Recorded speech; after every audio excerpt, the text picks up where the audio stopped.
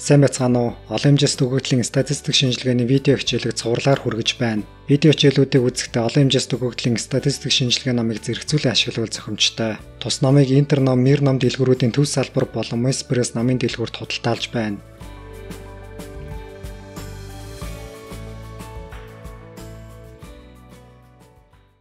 Энэ удаагийн хичээлээр маркетингийн судалгаанд ашигладаг нэг шинжилгээ авч үзнэ. Гэхдээ бид үүнийг эдийн засаг маркетинг талаас бус харин статистик талаас нь авч үзнэ. Тиймээс хэрэглэгчийн ханамж зэрэг эдийн засгийн нэр томьёо болон конжойнт шинжилгээний эдийн засаг маркетингийн утаагаа агуулгах зэрэгт анхаарал хандуулахгүй.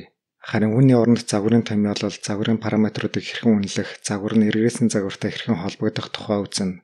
Бас R програм дээр тус шинжилгээг хэрхэн хийх тухайд авч үзнэ. Бидний өмнө тавигдаж буй үндсэн бодлого бол бараа үйлчлэгийг чухам ямар шинж чанар буюу онцлогтойгоор зах зээлд гаргахыг шийдгээд шаардлагатай статистик дүгнэлт гаргах явдал юм. Энд жишээ болгон заримыг авч үзье. Заримны онцлогийг тодорхойлох гол факторууд гэвэл орц найрлага ба савлгаа 2 юм. Үйлдвэрлэгч заримгийг орцын хувьд 3 янзаар, савлгааны хувьд 2 янзаар үйлдвэрлэх боломжтой гэж тооцъё. Тэгвэл энэ бүтээгдэхүүний нийт 6 янзын хувилбар гарна. Тэгэхээр аль хувилбар хамгийн сайн бэ гэсэн асуулт зайлшгүй тулгарна. Аль хувилбар хамгийн сайн бэ гэсэн асуултад хариулахын тулд мэдээж статистик судалгаа хийх шаардлагатай.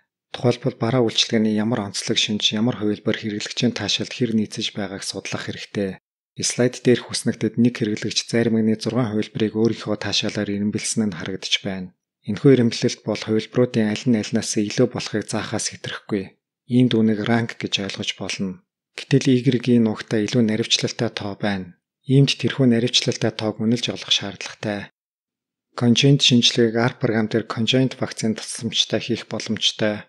Өмнөх слайд дээр дурдсан өгөгдөл буюу хэрэглэгчийн таашаалыг конжойнт шинжилгээний загвар ашиглаж үнэлсэн үр дүнг эндээс харна уу. Гарсан утгуудыг харуул хэрэглэгч зарим хувилбарыг яг адилхан таашаах ажээ. Цаашилбал тухайн нэг факторын чухам аль түвшин хэр зэрэг таашааж байгааг ч олох боломжтой. Тодорхойлбол энэ Норц гэсэн факторын 3 түвшин болох Арц, Шоколад, Жимс 3-ын алийг нь хэр зэрэг таашааж байгааг олж тогтооно гэсэн үг юм. Үүний тулд конжойнт шинжилгээний загвартай танилцах хэрэгтэй. Бараа үйлчилгээний эдгээр хувилбарт харгалзах хэрэглэгчийн таашаалыг Y гэж тэмдэглэж байгаа билээ. Энэ нь тухайн хувилбарын онцлогийг тодорхойлж буй факторуудын түвшнүүдийн нийлэмжээс бүрдэлтэх нь мэдээжин хэрэг юм. Тухайлбал хуванцар савтай шоколадтай заримны хэрэглэгчийн таашаалд хуванцар сав ба шоколад гэсэн хоёр зүйл хоёулаа нөлөөлнө. Эдгээрийн нөлөөллийн коэффициентийг бета үсгээр тэмдэглэв. Тэгэхээр конжойнт шинжилгээний загвар нь бараа үйлчилгээний хувилбарт факторын тухайн нэг түвшин байвал тэрхүү түвшинд харгалзах коэффициент нь оролцож байхгүй бол оролцохгүй гэсэн байдлаар бичигдэнэ. Тухайлбал хуванцар савтай шоколадтай заримны хэрэглэгчийн таашаалыг бичгээд хуванцар сав болон шоколад гэсэн хоёрхон л коэффициент оролцоно. Ийм учраас заримны 6 хувилбарын таашаалыг загвараар задлж бичгэд тус бүрт нь 2 ширхэг бета коэффициент орсон. Харин μ бол ерөнхий түвшин буюу дундаж таашаал юм. Загварт ийхүү дундаж таашаал оруулснаар коэффициентүүд сөрөг утгатай байх нөхцөл бүрдэнэ. Коэффициентийн сөрөг утга нь факторын тухайн түвшин таашаал бууруулж байгааг илтгэнэ. Загварын коэффициент дээрх зааглалтын утга агуулгыг дараагийн слайд дээр тайлбарлая. Одоо конжойнт шинжилгээний загвар дээр хүлцэн тайлбараа хэлье. Нэгдүгээр конжойнт шинжилгээний загвар нь нөхцөл шугамын эргэрээсний загвар болохыг тэмдэглэе. Тус загвар бета коэффициентуудаас хамаарч байгааг анхаарна уу. Иймд тэдгээрийг загварын параметр гэж үзнэ. Гэтэл загварын томьёололд тэдгээр параметрууд дээр зааглалтын нөхцөл тавьсан байсан. Иймд конжойнт шинжилгээний загвар нь зааглалттай шугамын эргэрээсний загвар юм.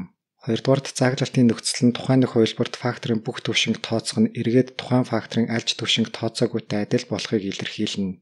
Ерөнхийдөө факторын бүх түвшинг нэг доор оруулах нь факторын түвшингүүдийн ялгарлыг үгүй хийсэн явдал болох тул ийм нөхцөл тавих нь мэдээжин хэрэг билээ. Тодорхойлбол энэхүү нөхцөл нь хуванцар савтай заримыг ахиад жигнэгэн савд давхар хийх хэрэггүй гэж хэлж байгаатай адил юм. Конжойнт шинжилгээг ердийн хүснэгтээр хийж болдог. Энэ нь хүнд ч ойлгомжтой арга тул тайлбарыг нь алгасая. Гагцгүй энд бутархан үеийг дугуй халт дотор бичснээ хэлье.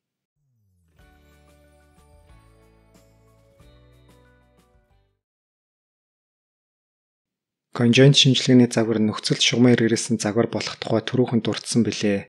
Иймд түүнийг нөхцөлд бус өөрөөр хэлбэл ердийн шугамын эргэрээсний загварт хувиргуул параметруудыг нь үнэлэхэд хялбар болно. Үүний тулд эхлээд шинээр зохиох загвар дахь үл мэдэгдэх параметрын тоог тогтоох шаардлагатай.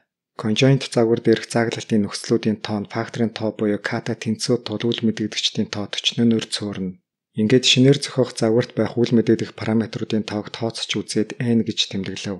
Үүний томьёог гаргахдаа фактор бүрийн түвшин болгонд коэффициент харгалзан бас ерөнхий дундаж μ нэмэгдэнэ гэдгийг тооцсон.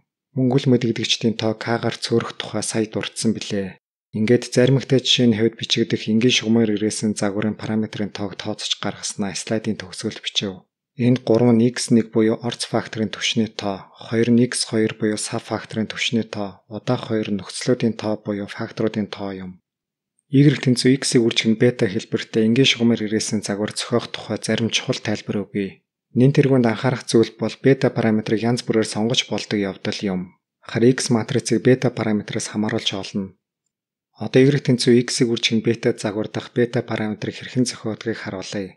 Сая хэлсэнчлэн үүнийг олон янзаар зохиох боломжтой. Үүнийг зохиохдоо мэдээж конжугент шинжилгээний загвараа анхаарна. Тийм учраас заримхтай жишээнд харгалзах конжугент шинжилгээний загварыг слайд ихэнд бичлээ. Эндээс Y6-г хамгийн түрүүнд сонгож бета 1 параметр гэж авлаа. Үүнээс улбалж бета параметр олон янз болж байгаа юм.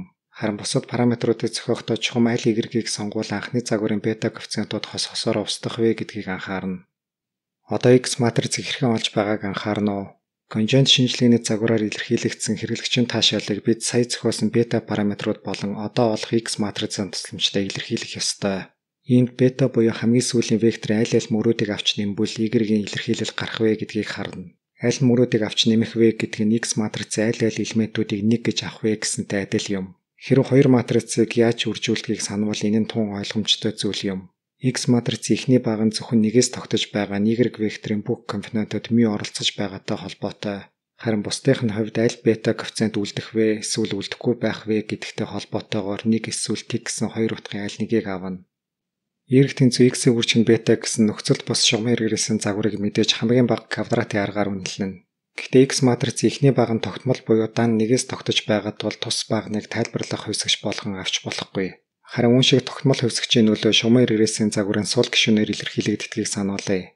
Ингээд X матрицын 1-ээс бусад багныг тайлбарлах хувьсгч болгон авсан шугамын хэрэглэсэн параметр үнэлэлт хэрхэн олсныг слайдын төгсгөлд тэмдэглэлээ. Иймээс бид шинээр зохиосон загварынхаа параметруудыг үнэллээ. Одоо буцаагаад конжугент шинжилгээний анхны загвар дах коэффициентуудыг олъё. Шинээр авч үзсэн загварын параметруудыг зохиохдоо бичсэн тэгшлэгдүүд болон анхны загвар дах зааглалтын нөхцлүүдийг хамтдаган бичсэн шуман тэгштгэлийн систем бодох байдлаар конжугент шинжилгээний загварын үл мэдэгдэх коэффициентуудыг олно. Ийхүү олсон коэффициентууд R парамын конжугент багцын C фар төвтөлөц функцийн тусламжтай олсонтой адил тэнцүү байгааг харна. Энэ мэтчлийн өөр бусад функцийг үр дүнг тулгаж болно. Тэгэхдээ Y тэнцүү x-ийг үржих нь бета гэсэн нөхцөлд бос шугамын хэрэглэсэн загварын үнэлгээний C модель гэдэг функц дээр зөрүү гарч болохыг анхаараарай. Яагад гэвэл тус загварын параметрыг янз бүрээр зохиох боломжтой билээ. Тиймээс бидний зохиосон хувилбар тус багцтай хувилбараас ялгаатай байж болно. Загварын параметрууд буюу бараа үйлчилгээний онцлог шинжийг тодорхойлох факторуудын түвшин бүрт харгалзах коэффициентуудыг нэгэнд үнэлсэн тул бараа үйлчилгээний хувилбар бүрт харгалзах хэрэглэгчийн таашаалыг үнэлэх боломжтой. Энд олсон үнэлэлт нь хичээлийнх нь конжугент багцын C total утилитес функцээр олсонтой адил байгааг хэлье. Эцэст нь олон хэрэглэгчээс авсан судалгааны мэдээлэл дээр шинжилгээ хэрхэн хийх буюу шугамын хэрэглэсэн загварыг ямар байдлаар авахыг томьёолж бичлээ. Үүгээр өнөөдрийн хичээлээ дуусгая.